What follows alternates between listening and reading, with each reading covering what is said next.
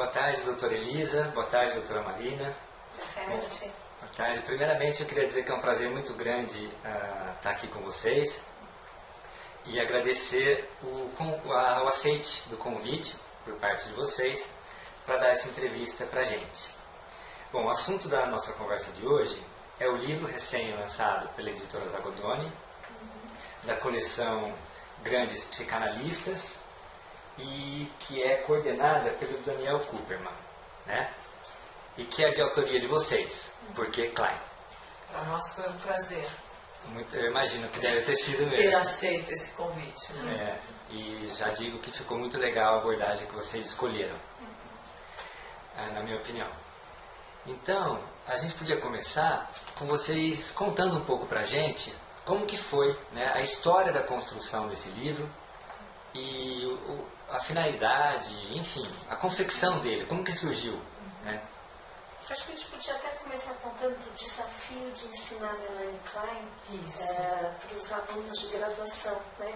Tanto da PUC quanto da USP, né? Que foi um dos grandes mobilizadores também para o livro.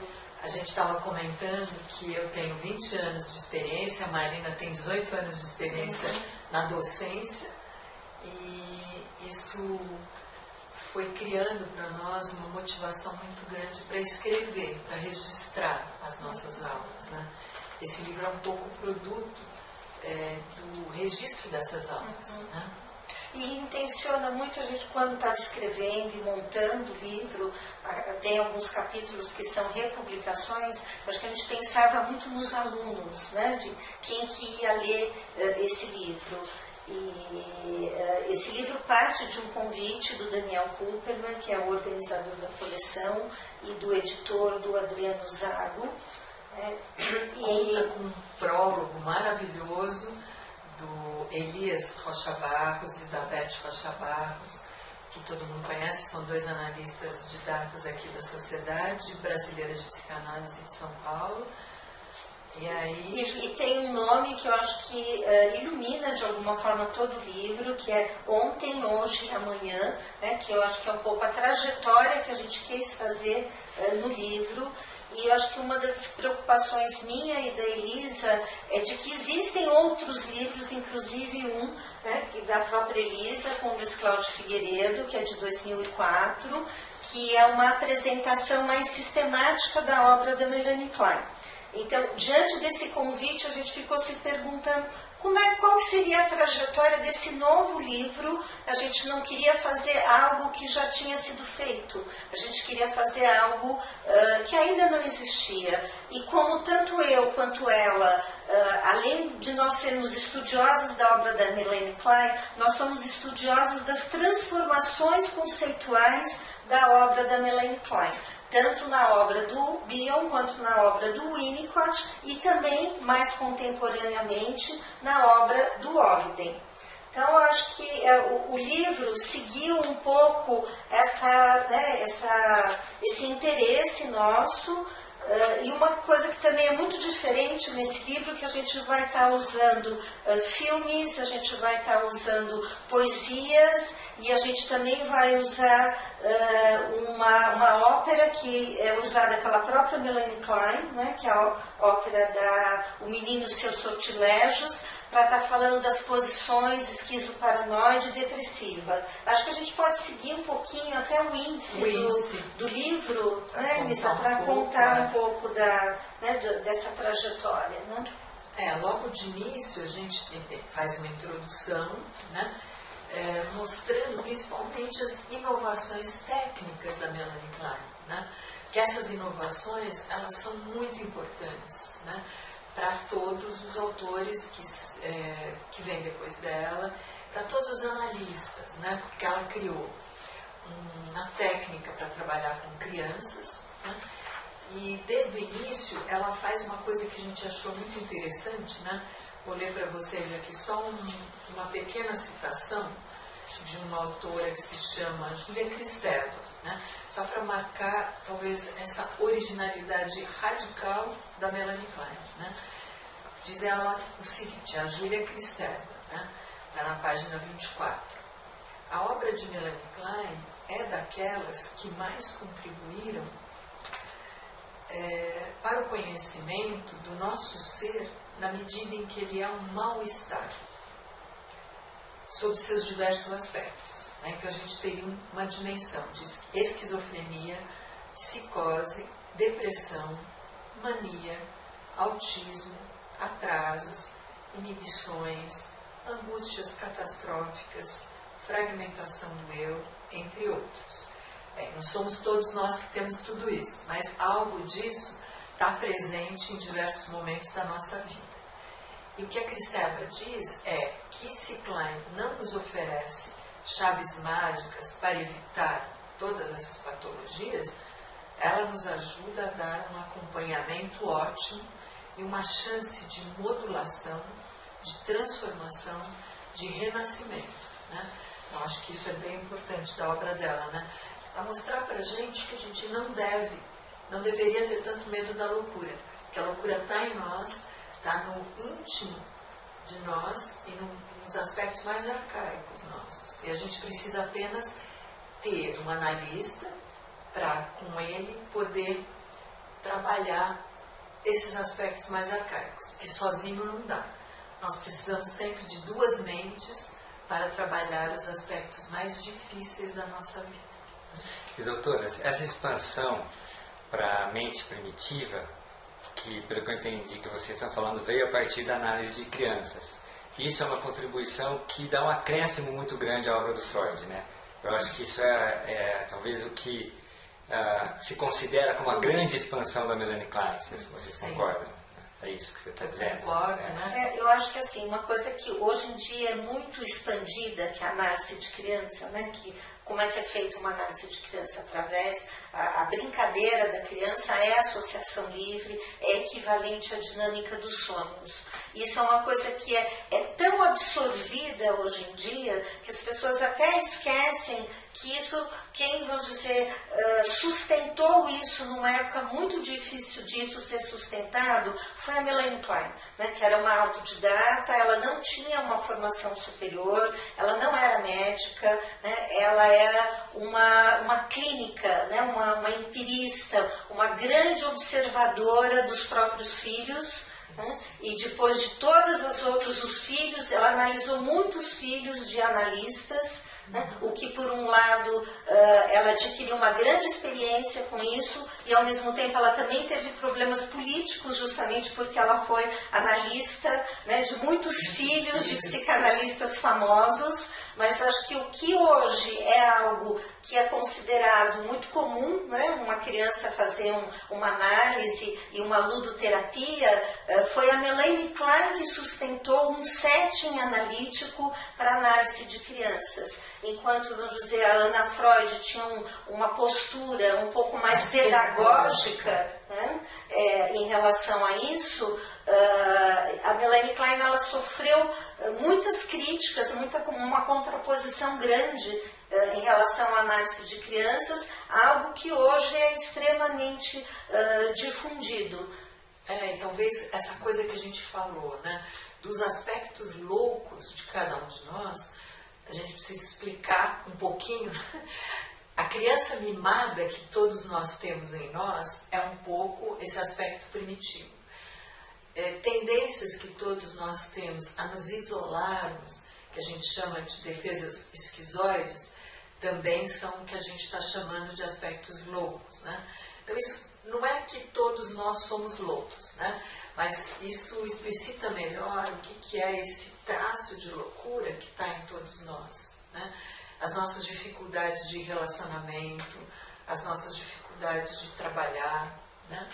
Eu acho que com o conceito de posição, eu acho que era interessante a gente falar um pouquinho do conceito de posição, né? Que a Melanie Klein, num primeiro momento, ela postula a posição depressiva, e o próprio termo posição é muito interessante, porque a gente em vários momentos do livro faz essa diferenciação. Não é fase, né, que é usado mais no texto freudiano, a palavra fase, né, e a Melanie Klein vai usar posição, que dá justamente um certo movimento, é uma posição que você adquire, né, um estado de mente que você adquire e um estado de mente que você também perde.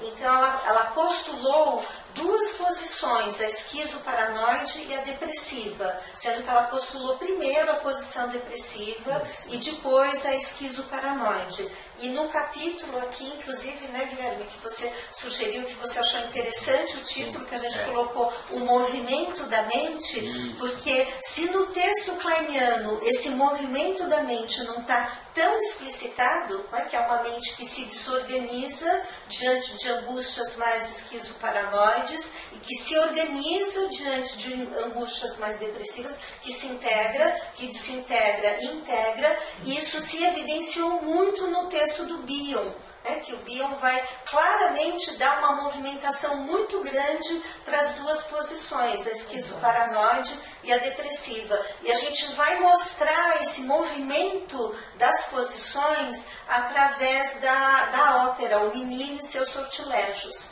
Aqui no texto, que até o Guilherme comentou, que foi uma boa escolha, que ele gostou. Eu achei fantástica a escolha, eu não conhecia, eu disse para vocês, apesar de estar nos textos da Melanie Klein.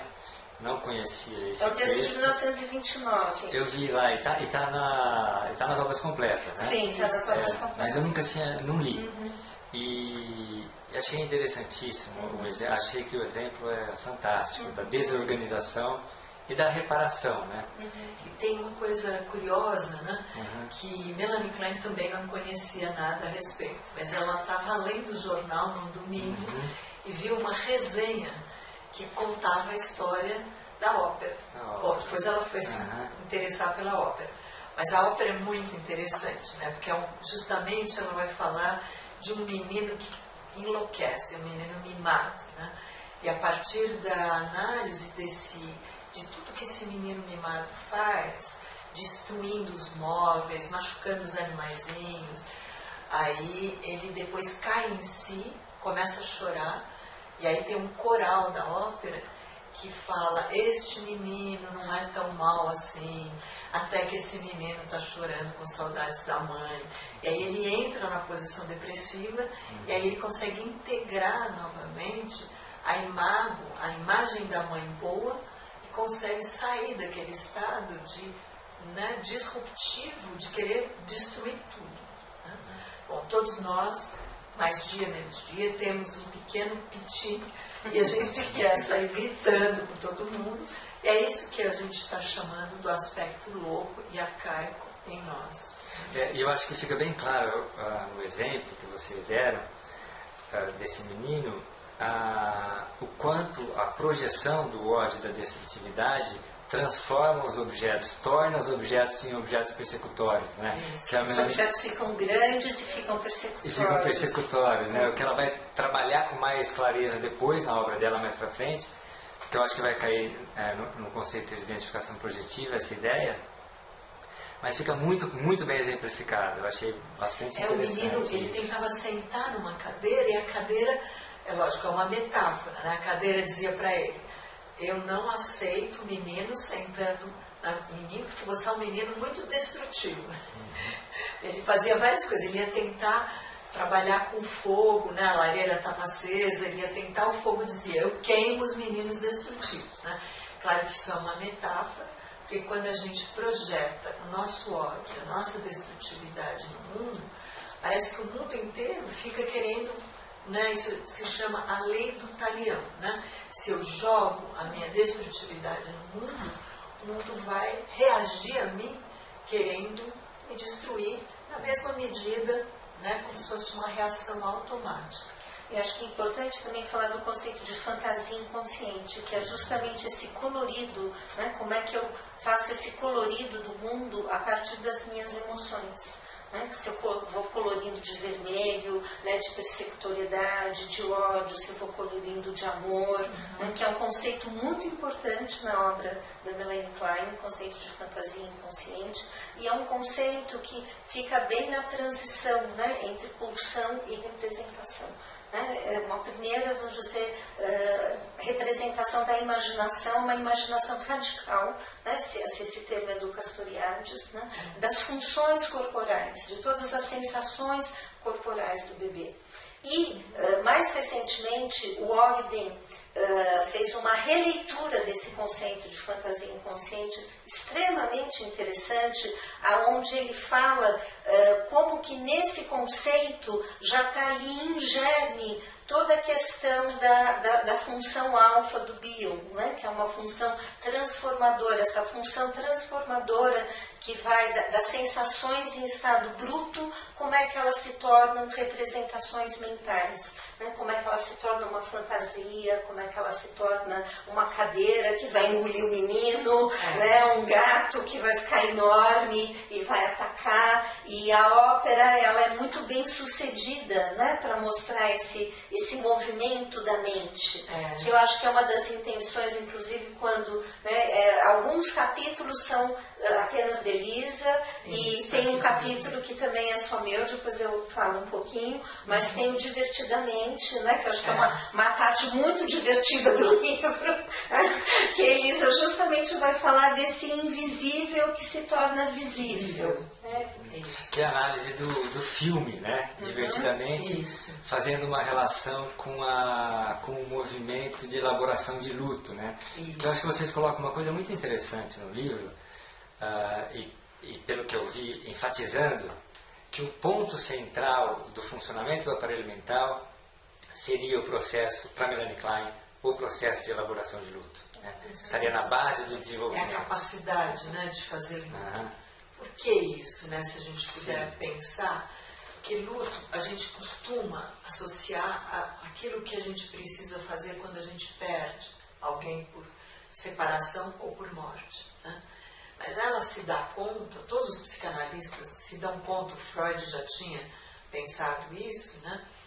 Que desde o primeiro momento de vida a gente precisa elaborar lutos. O desmame, por exemplo, é uma perda de uma experiência muito significativa, né?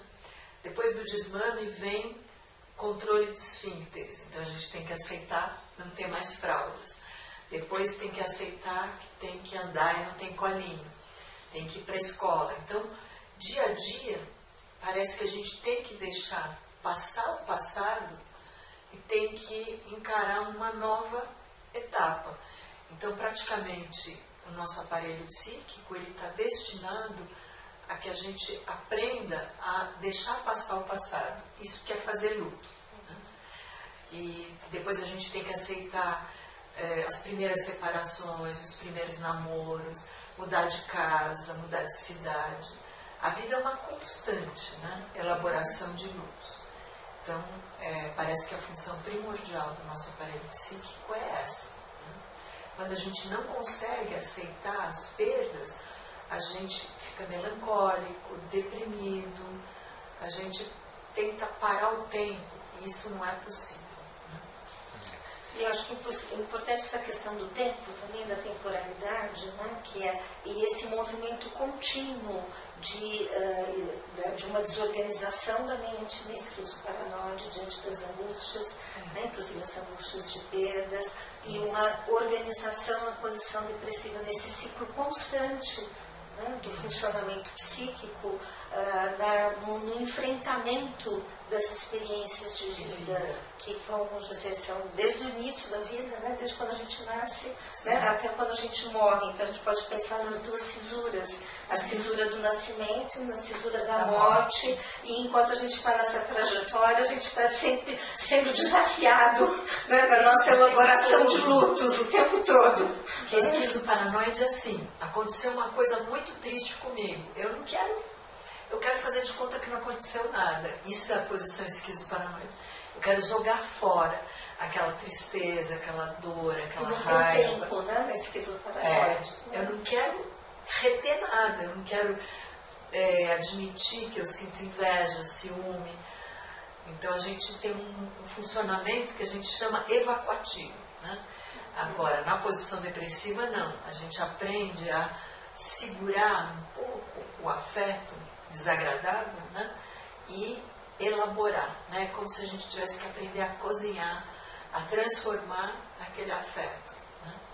É muito mais difícil e às vezes sozinho a gente não consegue fazer isso. Tem que fazer isso com a ajuda dos amigos, dos analistas, das pessoas. Quando a gente é criança, a mãe e o pai podem ajudar. ou podem atrapalhar. Aí vai depender da saúde psíquica da nossa família, né? Eu acho que todas as famílias têm problemas, né? Eu, com esses meus 35 para 40 anos de prática, nunca vi uma família margarina. Se vocês tiverem visto alguma, me avisem que eu quero conhecer. Ou preocupem-se, né? Exato, porque aí seria a idealização da posição esquizoparanoide, né? Família margarina. Exatamente. Mas eu acho Aí é mais que, preocupante, né? É mais preocupante, é mais preocupante. Mas eu acho que a gente deixa bem evidente no livro, né, essa questão do movimento constante da mente, da vida como um desafio constante, que a gente nunca está pronto, que a gente está sempre se desorganizando e se reorganizando novamente, né? Que não existe, como eu brinco às vezes com os alunos, não existe trono na vida psíquica. A gente é destronado o tempo todo e muitas vezes ao longo de toda a nossa vida, né? Toda a nossa trajetória. Aliás, a posição depressiva também é um pouco isso, porque quando a gente é criança, a gente é Sua Majestade o bebê, a gente é muito onipotente, né?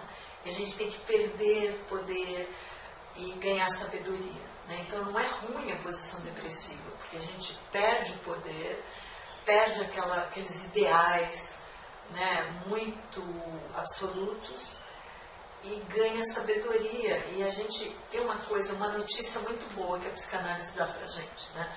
A gente pode sentir dor, ter que lidar com perda, mas a gente pode expandir cada vez mais a nossa compreensão do mundo, né, de si mesmo, do outro.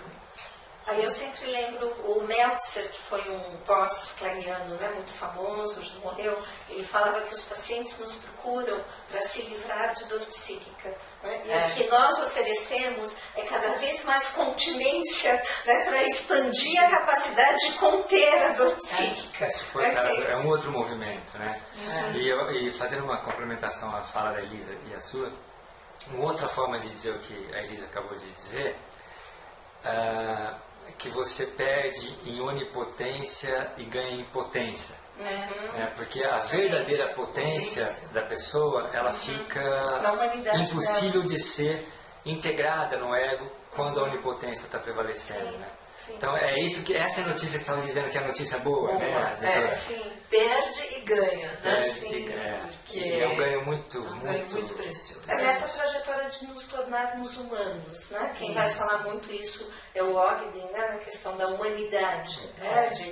O que ser humano, né? É perder a onipotência, é lidar com perdas, é lidar com frustrações, conter dor psíquica, ter empatia, né? Porque a gente, quando está muito egoísta, muito infantilizado, a gente não consegue se aproximar da dor do outro, né? E quando você ganha sabedoria, você fica mais próximo do outro. E se ele está tendo um piti, você consegue não ter tanto julgamento, né, moral. Que horror! Não, você chega perto e consegue lidar com a situação, né?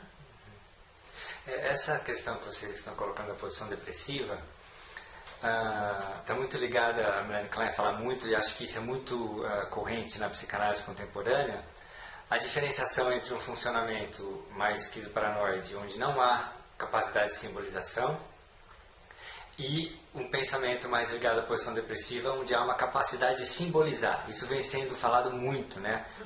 Cada vez mais a importância da capacidade de simbolizar na relação triangular. Vocês diriam, a pergunta que eu quero fazer é a seguinte: vocês concordam com a ideia de que o conceito de posições é a maior contribuição da Melanie Klein? Acho que é uma das, não só. Se a gente colocaria o conceito de posições, né? A questão da análise com crianças, né? E o conceito de identificação projetiva, que a gente ainda não falou, mas acho que é importante falar um pouco mais, e a questão da inveja. Sim, uma inveja primária, né? Que é um movimento que tem a ver quase que com o desejo, né? Eu costumo pensar que tem a ver com a insaciabilidade humana, né? Como a gente quer mais, a gente quer tudo, a gente quer tudo, a gente quer absolutamente tudo. É tão difícil receber, por exemplo, o leitinho que vem da mãe. Quando a gente é muito criança, a gente costuma achar que é a gente que produziu o leite, né? Porque o duro é depender do outro, né? Então a Melanie Klein tem uma intuição de que desde muito cedo a gente não quer depender do outro, a gente quer ter tudo já dentro da gente, né? E quando a gente percebe que a gente depende do outro, isso vai se chamar inveja primária, né? Porque aí a gente tem inveja do seio como inexaurível, que a gente fala, né? Como um produtor inexaurível de leite. E a mãe mesmo como um todo, né? Que ela é produtora do quê? De carinho, cuidados, abraços, palavras, né? Então, não é um conceito às vezes muito bem compreendido da obra da inveja né? primária. Da inveja, né? Exato, claro. E essa tem questão muitas coisas que a gente pode indicar. Essa revista da ID que acabou de sair, né? Tem textos também sobre inveja, né? Muita coisa está aqui no meu livro antigo também. Que é momento marketing. Momento Mas marketing. acho que nosso também, livro também. eu acho que é interessante assim, porque a gente vai se colocando diante de temas, né, por exemplo, a inveja, em momentos diferentes, né, em momentos diferentes da trajetória profissional, da vida, e é como se a gente fosse entendendo esses conceitos a partir de outros lugares e das repercussões que esses conceitos tiveram. Né? Então, eu acho que é por isso que a Elisa vai mostrando aí vários materiais de épocas diferentes, mas como é que, inclusive nesse texto aqui da Id, o artigo que é meu aqui, eu vou falar exatamente da questão da inveja na contemporaneidade. Né, na questão da estética, da beleza, né, do mundo da moda, como é que isso vai aparecendo. A gente aprendeu isso com a Melanie Klein, viu? A origem de tudo é vocês pegarem, né, o terceiro volume da obra dela para ver, né? Mas a gente ajuda a pensar, porque também a evolução do pensamento é assim, cada leitor acrescenta alguma coisinha, né, ao conceito que o outro criou, né? É aquilo que o Ogden fala, né? Que você não lê o livro dele, você transforma o livro dele. Sim. Né? E a leitura que ele faz também das obras seminais, né, já é uma transformação e o leitor transforma. E eu acho que tem uma frase aqui no livro que eu e a Elisa gostamos muito, né, que são justamente esses pequenos deslizamentos conceituais que vão, vamos dizer, se criando novos conceitos. Então, o conceito de identificação projetiva, porque que a gente considera também muito importante dentro da obra da Melanie Klein, porque é um conceito que, a partir do Bion, né, ele tem um caráter muito de comunicação entre mentes e também ele vai se alocar no campo da intersubjetividade, muito mais claramente na obra do Bion. Mas se depois da gente ler o Bion, a gente volta para a Melanie Klein, a gente vai ver como que isso também estava presente nos textos dela, mas não de uma forma tão evidente, de uma maneira mais sutil. Então, inclusive o conceito de identificação projetiva é um dos conceitos que teve maior expansão dentro da obra da Melanie Klein. Ele saiu uma época, né, que era considerada a época das escolas.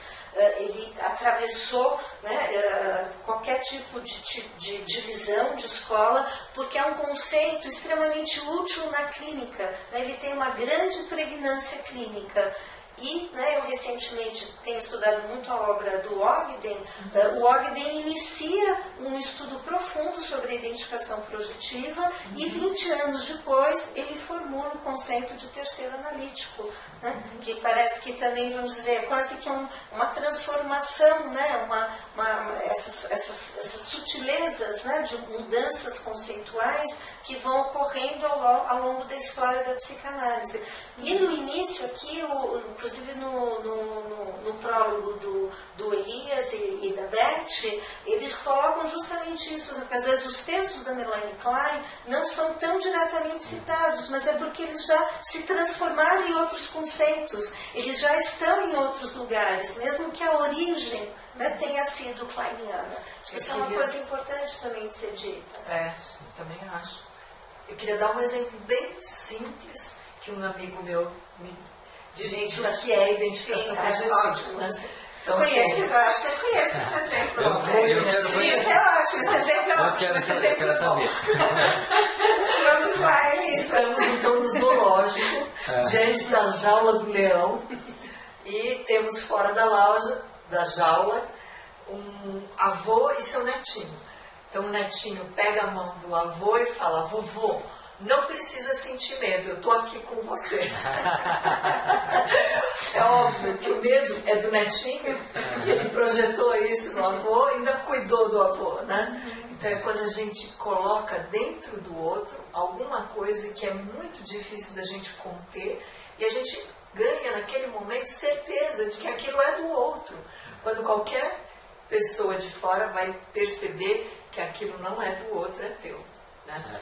Então, pegando esse gancho, que essa é ótima, né? Acho que é um ótimo exemplo, né? Preciso lembrar para usar em aula. Esse exemplo é um ótimo exemplo. Mas assim, pegando esse gancho, como é que depois o Bion construiu os conceitos de continente contido, que são conceitos muito usados hoje em dia, a partir do conceito de identificação projetiva da Melanie Klein. O contido é o medo do menino, colocou dentro do continente do avô. Exatamente. Aí o avô transforma aquilo e consegue devolver para o netinho.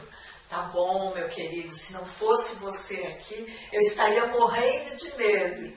E aí ele devolve aquele medo que o netinho projetou nele, transformado pela compreensão que ele teve do processo. Isso, ótimo, perfeito. E como que, né, indo mais além, a partir daí o Bion construiu toda a teoria do pensar, né, a partir do conceito de identificação projetiva da Melanie Klein, né, e expandiu para uma outra área. Toda a teoria dele de como a mente pensa, que é justamente assim, né, via identificação projetiva. É como a gente começa a pensar, né? A gente começa balbuciando e projetando coisas na mãe, e a mãe vai falando com a gente sem perceber, ela está meio que interpretando, adivinhando coisas que a gente está querendo dizer, e aí a gente começa ao mesmo tempo a falar e a pensar.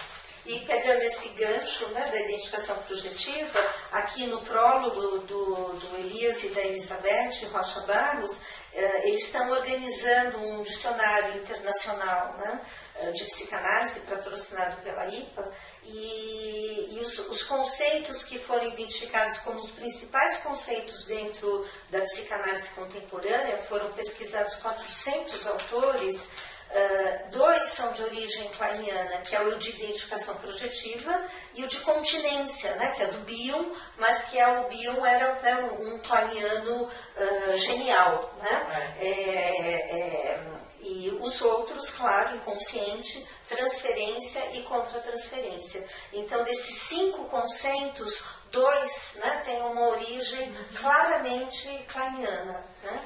E como você disse, a importância, agora há pouco atrás, que eu falei das posições, vocês citaram algumas outras contribuições e colocaram a identificação projetiva como uma das principais.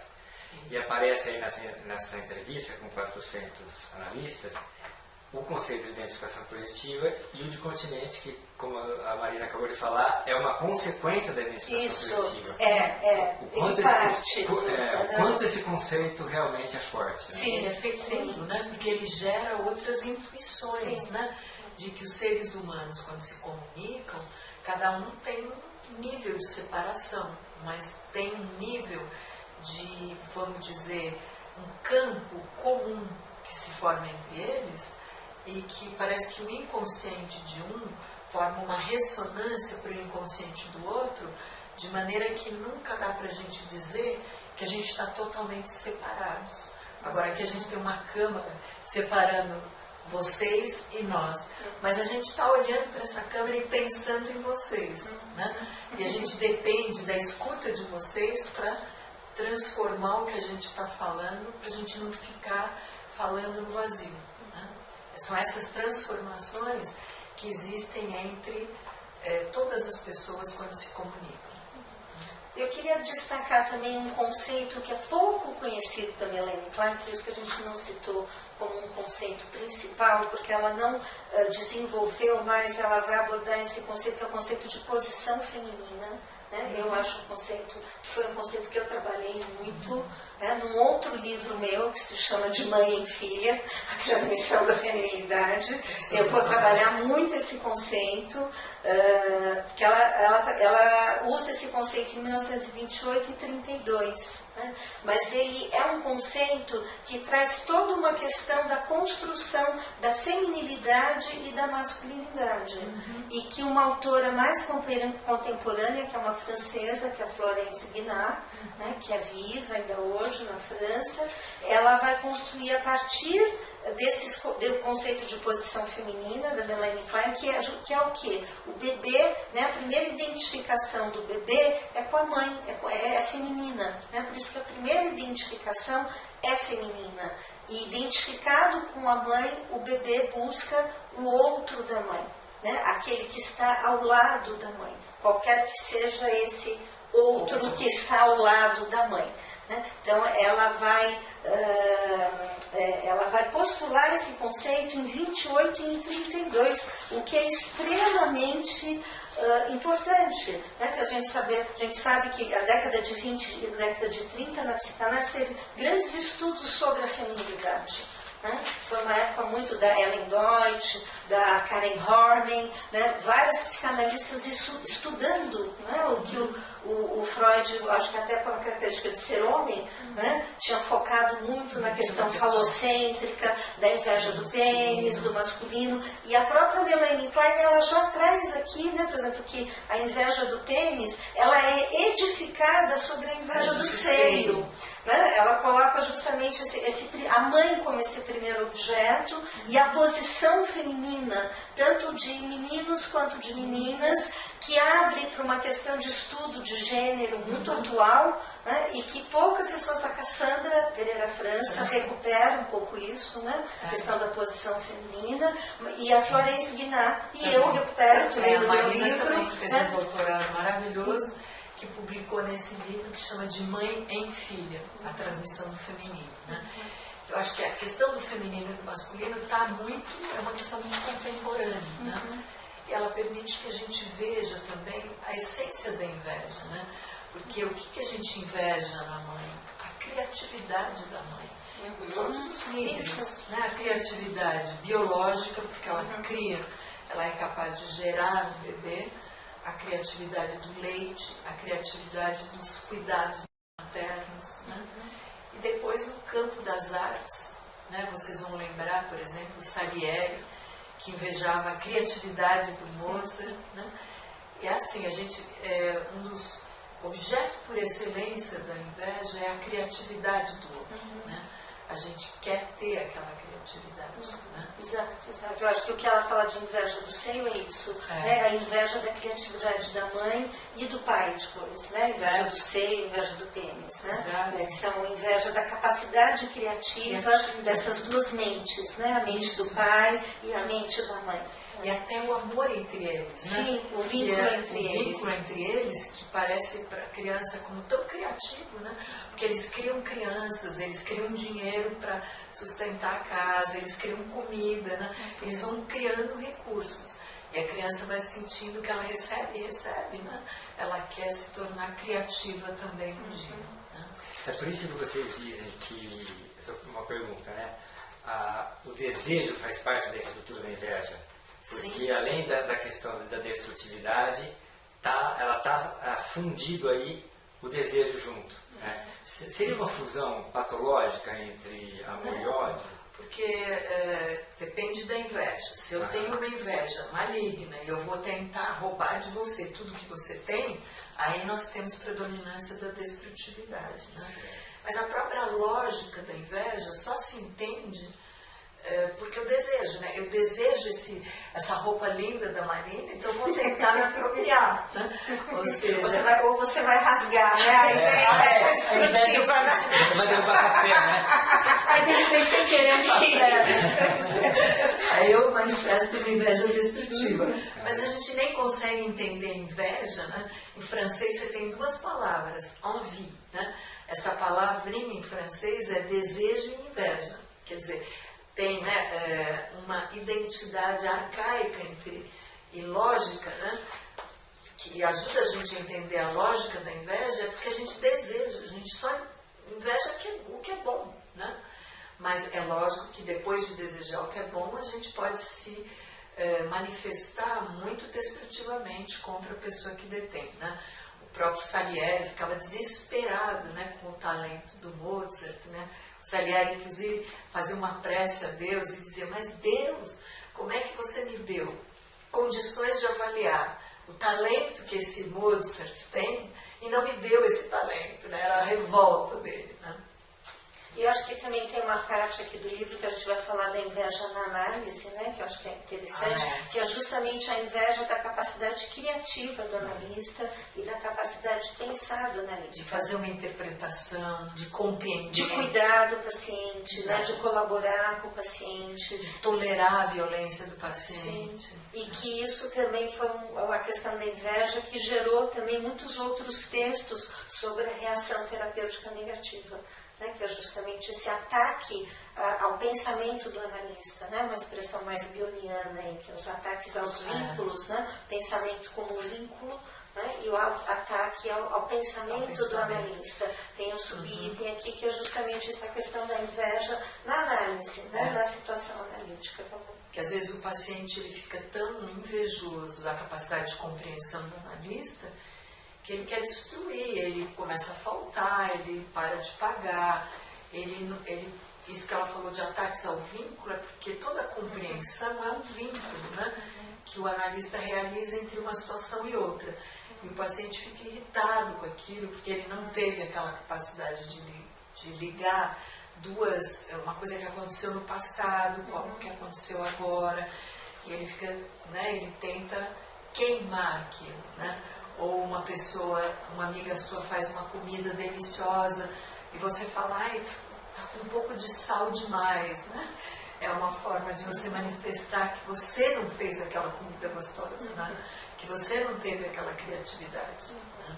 Acho que é importante a gente falar também, assim, que para o leitor, o futuro leitor do livro, que, né, mais para o final do livro a gente fez um apanhado que eu acho que ficou muito interessante, né, Elisa, de algumas frases, a gente traz um pouco a própria voz da Melanie Klein em algumas frases que a gente foi pensando ao longo de toda a obra, né, dividida em subitens. É o capítulo 11. É o capítulo 11. Então a gente vai falar da questão do luto, da técnica da análise infantil, sobre as posições, a identificação projetiva, e a gente selecionou para vocês, né, trechos da obra da Melanie Klein que a gente considera que são muito bem sucedidos, né? São iscas e muito bem sucedidos na expressão do pensamento dela. E no final do livro também, o leitor vai encontrar várias referências de obras, né, de biografias da Melanie Klein, de estudos sobre a obra. É claro que não esgota esse universo, né, de trabalho sobre a Melanie Klein, mas tem um número grande de referências de obras que foram aí escritas a partir, né, dos textos da Melanie Klein. Porque a gente já tem quase 60 anos da morte dela, né? Então, a gente fez uma pequena biografia dela aqui no final e colocamos tudo que a gente foi lembrando que teria sido escrito na posterioridade dela. Porque a gente vê, né, que uma obra, ela é fecunda, né? Ela é seminal. A gente costuma dizer, né, que uma obra é seminal porque ela gera uma posterioridade de autores e pensadores que se apoiam na obra para escrever novas coisas e para ter novos insights, né? Porque uma das coisas lindas de todo o trabalho analítico é que a gente possa ter novos insights, né? Compreensões novas a respeito da mente. Porque a mente é tão complexa, né, que por mais que a gente já tenha aí 120 anos praticamente de psicanálise, a gente ainda está engatinhando, né? Então, todos que estão nos ouvindo e que querem estudar estão sendo convocados, né, junto com essas gerações anteriores, para a gente decifrar os mistérios, porque a mente é muito enigmática. Né? E acho que tem um capítulo 10 também, né, Lisa, que seria interessante você falar, que são uma republicação de 3 artigos seus. Né? É verdade. Um que você analisa um filme, né, do Scorsese. Do Scorsese, que eu trabalho A Ilha do Medo. A Ilha do Medo. Trabalho bem essa questão do luto e da melancolia, né? Depois tem um outro que é chamar A Terceira Margem do Rio. Eu dou o mesmo nome de um texto famoso do Guimarães Rosa, e tentando elaborar essa questão da posição depressiva e das angústias arcaicas, né? Porque uma coisa que a Melanie Klein tinha era uma capacidade impressionante de entender e de se conectar com as angústias, piores angústias, as mais difíceis de um ser humano. Então ela parece que tinha uma antena, ela compreendia e podia ajudar aquela pessoa a transformar. E eu não sei se, né, todos vocês têm essa dimensão do quanto que, né, a Melanie Klein, como uma mulher, né, sem um curso universitário, ela não cursou medicina, né? Ela foi procurar análise, o primeiro analista dela foi o Ferenczi, né? E ela procurou por ela tinha estados de depressão muito intensos, né? E eu acho que assim, até num outro livro do Luiz Cláudio, ele até fala, os melhores analistas foram aqueles que foram salvos pela psicanálise, né? O que eu acho que é uma coisa muito interessante, foi quem realmente fez um uso muito produtivo e criativo da psicanálise na própria vida. Que sem a psicanálise ele não teria conseguido ficar saudável, né? E ela, vamos dizer, sustentou um pensamento criativo, autêntico, original, numa época em que poucas mulheres fizeram isso. A gente tem algumas psicanalistas, mas que ficaram até um pouco mais na sombra. A própria Ana Freud, né, ao longo dos anos, a obra da Melanie Klein se mostrou muito mais seminal, né, do que a obra da Ana Freud, das contemporâneas, né, da Ellen Deutsch, da Karen Horney, todas as mulheres psicanalistas contemporâneas da Melanie Klein e que eram médicas, né, todas elas eram médicas, e a Melanie Klein era uma autodidata. Ela mergulhou na obra do Freud e na própria análise, porque ela precisava daquilo para sobreviver. Uma pessoa que teve muitas perdas, né? O Guilherme até perguntou a questão do luto, e que a gente falou sim, né? A vida é uma constante elaboração de lutos. Ela perdeu uma irmã quando ela era pequena, ela perdeu um irmão com 19 anos, ela perdeu o pai também muito nova, depois ela perdeu um filho, né? Também. Ela perdeu os 2 analistas, ela perdeu o Ferenczi, ela perdeu o Abraham, que foi o segundo analista dela, e depois ela perdeu de alguma forma a filha também, né, por um grande desentendimento entre ela e a filha. Né? Isso até às vezes pior, né? Não sei, não pior, mas até tão dramático quanto a perda do filho, né? Sim. Porque ela atacava, ela expôs as deficiências como mãe da Melanie Klein de uma forma assim. O que a gente pode pensar, acho que hoje, que era uma filha, infelizmente, muito invejosa, né? Da capacidade da mãe, da capacidade criativa da mãe, né? O que acontece, né? Tanto que inveja e gratidão, se não estou enganado, se não me corrigem, vem depois dessa briga. Vem. Porque a filha acabou indo para os Estados Unidos, né? Sim. Ela se mudou para os Estados Unidos e não usou mais o sobrenome, usou o sobrenome do marido, né? Que era o... E a Melanie Klein teve que elaborar... Schillenberg. A Melanie Klein teve que elaborar duramente essa decepção, essa dor da filha atacá-la tanto, né? E ela escreve um texto famoso em 1957, que é o Inveja e Gratidão, que a gente não falou aqui, a melhor cura da inveja é a gratidão, né? Quando a gente tem gratidão porque alguém oferece algo de bom para a gente supera a inveja, né? Talvez um dos objetivos maiores da análise seja fazer com que a gente aceite toda a nossa inveja e transforme em gratidão, né? Aí a gente consegue, vamos dizer, expandir a mente. crescer com o que o outro tem de bom, né? A se alimentar com o bom que o outro está oferecendo. Porque a inveja não permite isso. Exatamente. E como acho que a doutora Marina que falou no começo, que a gente cresce a partir de um outro mundo, né, interno. Você está falando do bio. Só que para isso precisa ter a gratidão de acolher, sabe? Exato.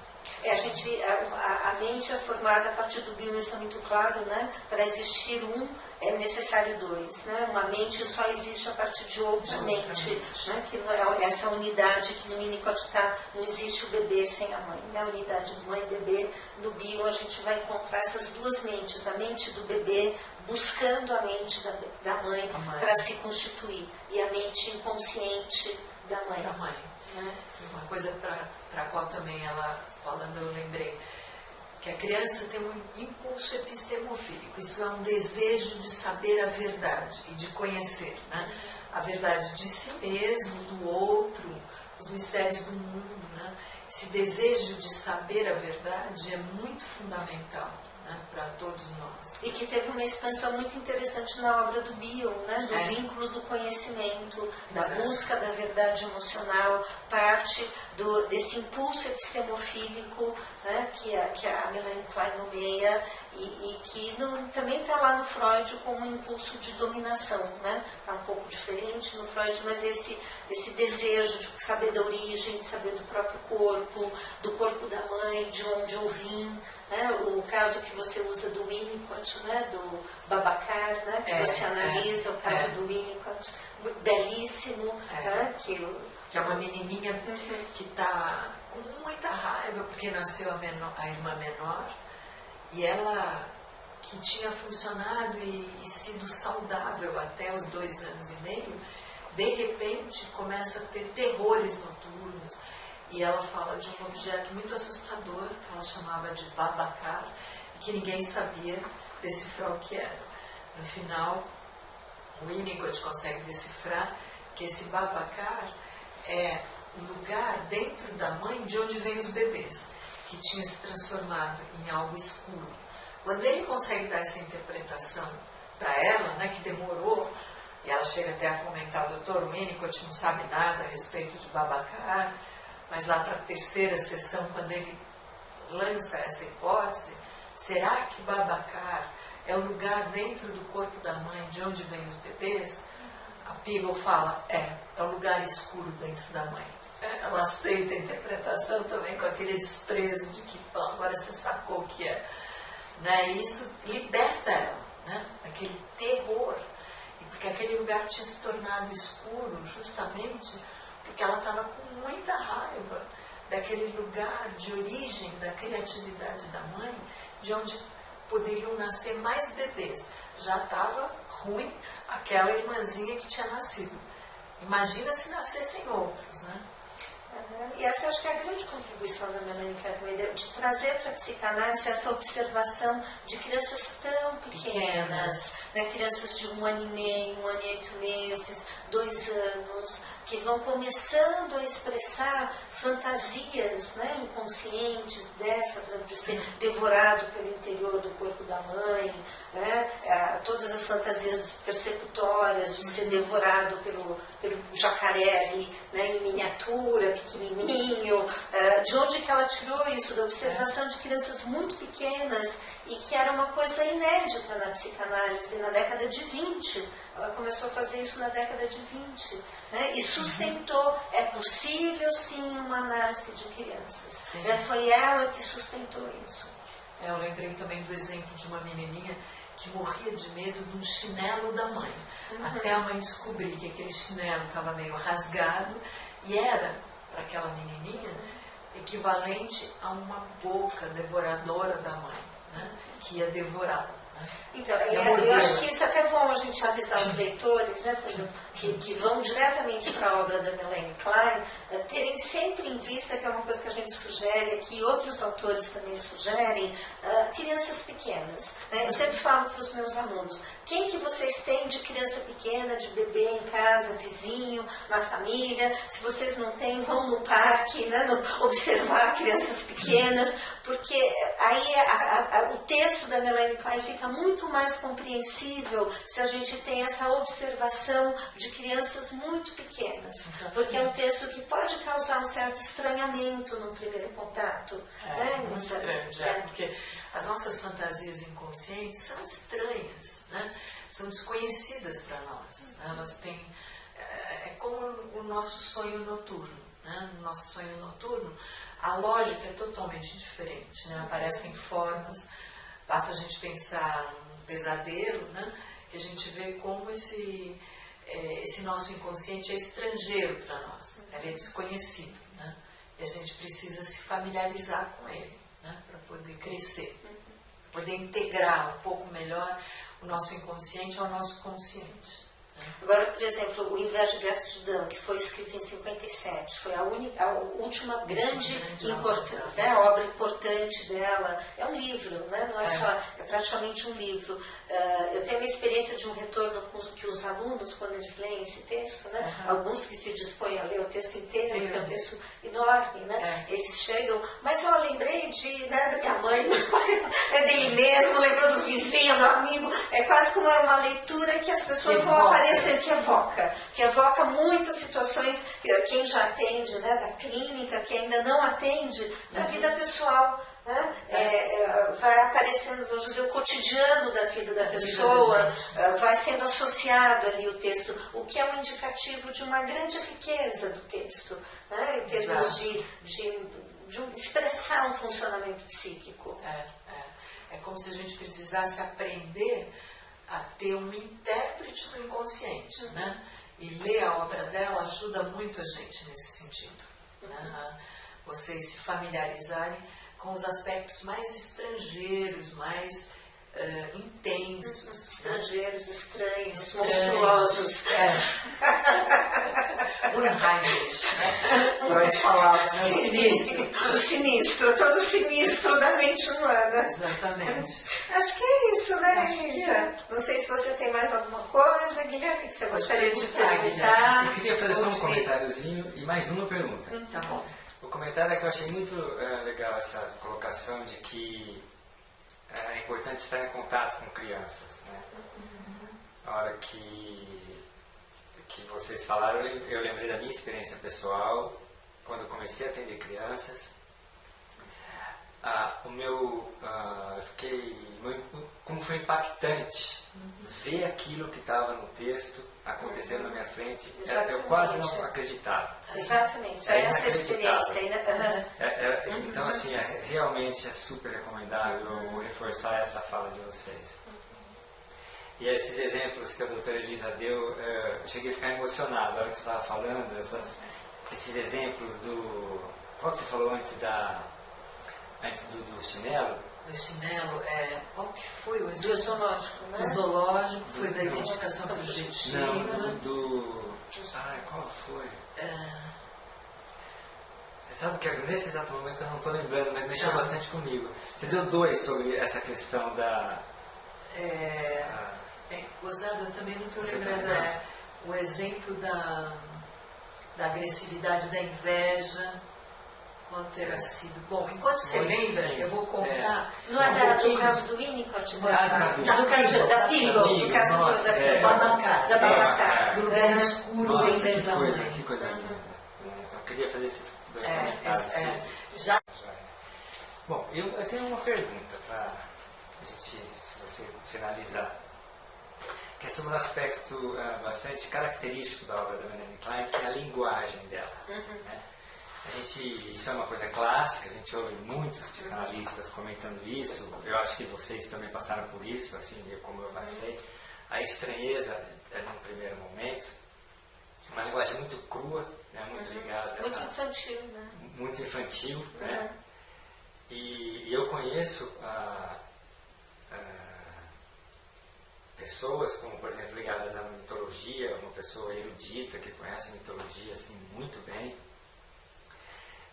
Para citar um exemplo, que ficou completamente horrorizada. Ela foi fazer um curso nosso lá, de Melanie Klein, e ela não não deu continuidade, ela falou que aquilo lá só podia ser uma loucura. Que aquela pessoa deveria estar louca. Ou seja, ela não aguentou entrar em contato com a própria loucura, né? Acho que é isso, né? Que uma criança sentir tudo aquilo pela mãe, querer matar a mãe, querer cortar a mãe, que pelo amor, assim, ela ficou horrorizada. E a gente vê, né, você deve ter visto também, em aulas, em cursos de Melanie Klein, algumas pessoas passando mal, às vezes, alunos passando mal e tal. Essa questão da linguagem, né, que é uma característica dela. É claro que a linguagem sempre pode ser atenuada, né, sempre há formas. Mas a Melanie Klein não fez isso, né? Vocês acham que era uma questão de estilo ou de fidelidade ao que ela acreditava que ela estava vendo? Eu acho que talvez as duas coisas, mas acho que mais até a fidelidade ao que ela acreditava, né? Porque ela é uma das autoras que mais ajuda a gente a compreender a intensidade e a estrangeiridade do inconsciente, né? Como o nosso desejo é insaciável, a nossa agressividade também, ela não tem limite, né? Então ela compreendeu que na raiz, quando a gente odeia, isso Freud já dizia, a gente odeia até a morte, né? É claro que nós não somos todos assassinos, ainda bem, porque a gente reprime, transforma, sublima a nossa agressividade, né? Mas digamos que na raiz, a nossa agressividade é assim, né? Ela é avassaladora, né? Em alguns momentos a gente até expressa isso, meio brincando, mas expressando alguma verdade, né? Que a gente fala, né? Quando a gente é criança, a gente fala, nossa, minha mãe queria me matar. Ou a gente fala, queria estrangular aquele cara, né? Ou quando a gente está brava com o namorado, a gente xinga, fala, é isso, mais isso, mais isso, mais isso. Né? Não tem limite, né? Então acho que ela se tocava, ela era sensível ao fato de que na raiz e no inconsciente a gente é mais selvagem do que a gente gostaria de ser. E ela podia falar disso com calma, com naturalidade, né? Para colocar o outro também à vontade, né? Porque isso é assim, é não ter julgamento moral, né? É não ficar, oh, que horror, né? Não ficar assustado, né? Que isso seria uma hipocrisia nossa. Eu acho que se a gente observa brincadeira de criança bem pequenininha, né, 2 aninhos, você vai ver lá a criancinha espremendo formiguinha, né, cortando a minhoquinha em pedacinhos, né, ou mesmo um pouquinho maior falando para a amiguinha, eu te matei, né, ou os desenhos animados, eu acho que aparece muito esse lado sangrento da agressividade esquartejador, né? Não, acho que é um lado do Tom e Jerry, né, que é um desenho antigo, mas vai aparecendo essa, né, gato, né, o esquartejar, né, matar, sangrar, né, isso faz parte do mundo infantil, do inconsciente, né, de como que o inconsciente é estruturado, e eu acho que ela vai trazendo essa linguagem, né, do infantil no texto. Do Pedro, desse paciente, né, ele tava, esse paciente que eu contei antes, ele estava com muita raiva de uma festa de aniversário do irmão menor. E aí na luta de espadas, né, ele colocou a Amanda no chão, né, colocou a espada em cima dela e falou, e aí, tá gostando da sua festinha agora? Colocou a Amanda no lugar do irmãozinho, né, e estava ali esquartejando, cortando em pedacinhos, né. Que no texto dela ela vai falar muito do sadismo, né, que depois outros autores vão tomar isso como agressividade, essa agressividade humana, né, crua, né, esse amor esse amor cruel dos primórdios, né, que você cita até o Chico Buarque, né, aquilo que não tem limite nem nunca terá, né, que essas nossas paixões humanas que são muito intensas, que não tem negociação, né, que não tem sossego nem nunca terá, né, que a negociação é algo que a gente vai adquirindo, mas que a gente sempre perde. Né? A gente adquire na posição depressiva e você também tem uma expressão que eu gosto muito, que o objeto bom é um atravessamento de distâncias. Essa é uma frase dela. Muito bonita, né? Uma boa leitora, né? Eu sou uma boa leitora dela. De outros autores também. Eu sou ótima leitora dela, também aprende muito com a Marina. Né? Então vocês estão vendo aqui que a dupla é boa, né? A dupla é criativa e grata, né? Exatamente, a gente aprende com o Guilherme também. Nem todo mundo aprende com todo mundo. Né? Tem que abrir o coração para aprender, né? Porque senão a gente vai encolhendo e retraindo. Né? Isso é um jeito muito triste da gente envelhecer. Né? A gente está querendo não incorrer nesse erro.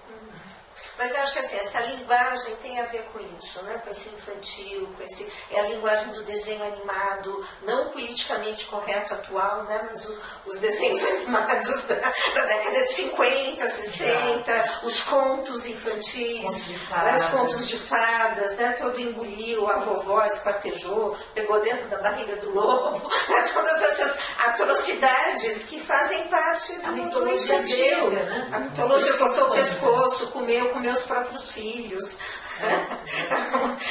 Toda essa fantasia, né, mitologia, não era para trazer para a criança, né? Exatamente.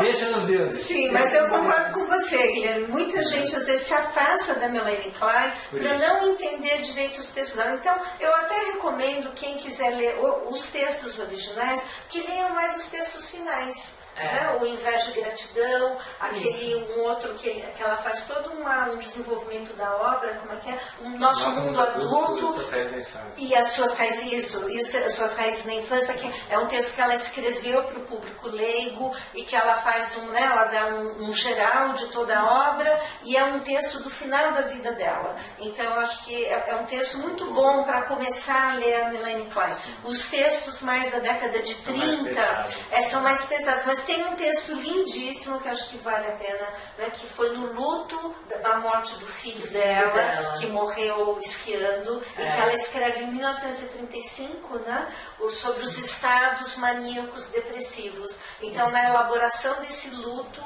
ela escreve esse texto que eu acho que é imbatível ainda hoje, na descrição dos estados maníacos depressivos e das defesas maníacas. Né, que eu acho que o Luiz Cláudio recupera num texto dele, de como é que é muito usado hoje em dia a defesa maníaca, e ela, né, que vai trazer essa questão das defesas maníacas. Exato. E um texto assim mas que precisa estar, precisa estar aberto para a experiência com o texto dela. Né, para ser mobilizado, né, para ser arrastado por fortes emoções, vamos dizer assim. Exato. Agora o nosso texto a gente de alguma forma torna a Melanie Klein mais poética, né? A gente faz isso. Vocês têm esse direito, né? Porque já está lá, os textos originais estão lá. Sim. Acho que é diferente. O privilégio do tempo, né, da posterioridade, né, que é uma noção linda também do Freud, né, que chama après coup, né? Em alemão, Nachträglichkeit, a palavra linda, que é assim, que a ficha só cai depois, né? Você só vai entender algumas coisas passado algum tempo, né? E na posterioridade de uma obra, a gente se dá o direito de fazer novas leituras, né? E é isso que a gente está fazendo nesse livro. Então a resposta sobre a questão da linguagem me fez lembrar, ou seja, pelo que vocês responderam, é muito mais uma questão científica. O rigor e a devoção à ciência, de manter a linguagem. E eu fiquei lembrando do Freud, quando ele não aceitou abrir concessões em relação à importância da sexualidade, doesse a quem doesse. Né? Eu acho que a resposta que vocês deram vai nesse sentido. Né? A Melanie Klein... Da clínica, principalmente.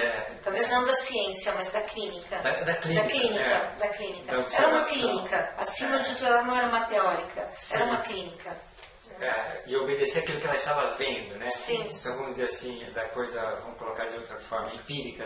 Isso, exatamente. Né? Ela era assim, uma autenticidade, um compromisso com o que ela observava na clínica. É isso que a leiga, né, sem estudos e tal, não abriu concessões para aquilo que ela estava vendo que era verdadeiro. Sim. Muito bonito. Sim. E sempre uma buscadora da verdade, né, última. Daquela verdade que às vezes é difícil, né, de integrar, de aceitar, né, mas que faz parte, né, a busca analítica é uma busca da verdade, né? da verdade íntima e inconsciente de cada um de nós. E o que o Bion traz isso na obra dele também de uma forma muito bonita, forte, né? Que é a verdade emocional, que alimenta a mente, é o sentido e a verdade emocional de cada um. Né? Não é uma verdade geral, é uma verdade emocional própria a cada um, singular. Né? A cada um. E da experiência afetiva, nós não falamos a palavra experiência, mas ela atravessou toda a nossa conversa, né? Porque são autores que querem resgatar o valor da própria experiência emocional, né? Não ficar teorizando, né? Mas voltar e se enraizar na experiência viva de cada um. E eu acho que uma outra coisa que ela fazia muito, ela se pautava muito na experiência da sessão, né? No aqui e agora da sessão, do que era vivido na sessão. Ela acreditava muito nisso. Do que o paciente traz e do que ele provoca no analista, né? O analista devia ficar como que mesmo pensando, um pensar sempre ligado a um sentido, né? É uma leitura do que eu fui, em que sentido eu fui tocado, né? Agora também acho que é importante falar que as interpretações que ela fazia eram ela, né? Não é para ninguém mais fazer aquelas interpretações, né? As interpretações eram do momento dela, daquela época, e eram ela, né? Funcionavam como ela, como analista, funcionava daquele jeito. Cada um de nós vai funcionar de maneiras diferentes. A gente se autorizar, se dar o direito de aprender com ela, mas fazer do nosso jeito. Isso é muito importante. Né? Inclusive o Ogden, vou voltar para o Ogden de novo, tem um artigo muito bonito que chama Tornar-se Psicanalista, né? Que ele fala justamente isso, né? Como que a gente precisa transformar a teoria, né? Numa teoria que a gente se aproprie num idioma próprio. Não que ele escreve com Gabbard, não? Com Gabbard, isso, ele e o Gabbard, que chama Tornar-se Psicanalista, que ele vai falando justamente isso, como é que a gente vai fazendo um misto de teorias e de pessoas que a gente se identifica, mas que a gente tem que tornar a teoria nossa própria e ter voz própria como analista. Agora, eu acho que a Melanie Klein é dos textos clássicos, né, imperdível. Né? Freud, Melanie Klein, Bion e Winnicott, clássicos, né? Ogden é contemporâneo, né? O Ogden faz um balanço. O Ogden faz um balanço ali entre o Bion e o Winnicott, né? Mas enfim, talvez são textos a análise contemporânea é um pouco isso, né? Ela é André Green, Christopher Bola, são muitos nomes de autores que puderam ler todos esses autores que a gente mencionou e fazer costuras, né? Links, ligações entre eles, né? Para a gente não ficar restrito a uma única visão, né? Poder circular e aprender com os outros. Né? Que é o conceito de atravessamento de paradigmas ou de matrizes, né? Do Luiz Cláudio Figueiredo, também, né? Outro livro que está aí, que também foi lançado no mesmo dia. Que chama Adoecimentos Psíquicos, Matrizes da Mente, que é do Luiz Cláudio, do Nelson Coelho, que é justamente isso. Ele vai falar das matrizes, né? Porque as matrizes são um grande organizador desse universo teórico que a gente tem na psicanálise contemporânea, que a Elisa estava falando, e que esses autores contemporâneos, como Green, o Bolas, o Ogden, né, Alvares, Antônio Ferro, Pontalis, né, são os autores que são denominados mais transmatriciais, né, que estão entre as atravessam matrizes de vários pensadores, né? Que é de Freud e Klein, né, seriam duas matrizes principais, Freud e Klein, e a outra matriz ferenziana, né, os herdeiros da matriz Freud e Klein, e seria o Bion, o principal herdeiro, e da matriz ferenziana, o Winnicott. E esses autores contemporâneos, eles estão nessa intersecção dessas duas matrizes. Então, acho que é importante a gente, né, saber dessa geração de autores. E dentro disso, a Melanie Klein é entre uma primeira e uma segunda geração. Né? Ela foi paciente do Ferenczi, né? Ela teve um pouco contato com o Freud, porque, né, infelizmente, teve aquela briga grande entre ela e a filha do Freud, né, Ana Freud. Mas ela é quase que uma segunda geração de psicanalistas. A gente tem que virar poliglota. Né? Aprender várias línguas e ter uma escuta polifônica, escutar vários níveis. Mas eu acho que é isso, né, Guilherme? Você gostaria de perguntar mais alguma coisa? Não, vocês queriam acrescentar mais alguma coisa? Acho que não, né, Inês? Acho que a gente falou. Não, a gente quer apenas dizer que o único significado que esse livro pode ter é a partir da leitura de vocês. Sem a leitura de vocês, sem leitores o livro não existe. E os leitores escrevem esse livro, né? De novo. Isso é interessante, né? A gente tem que falar para alguém, né? Sim. Eu queria agradecer a vocês. E eu só queria que os ouvintes apreciassem da mesma forma que eu, quietinho aqui no fundo, consegui ver vocês duas. Foi uma delícia. Que bom, prazer. Foi um exemplo de paixão pela psicanálise, pela Melanie Klein, mas ao mesmo tempo de simplicidade. Vocês estão assim, foi maravilhosa a entrevista, vai ficar para a posteridade. Que bom. E eu queria dizer que eu me sinto extremamente privilegiado nesse momento. Eu gosto por você, porque se não tivesse a sua câmera aqui, isso você, né? Exatamente, o seu olhar, né? É um privilégio, essa é a palavra, tá bom? Obrigada. Muito obrigada.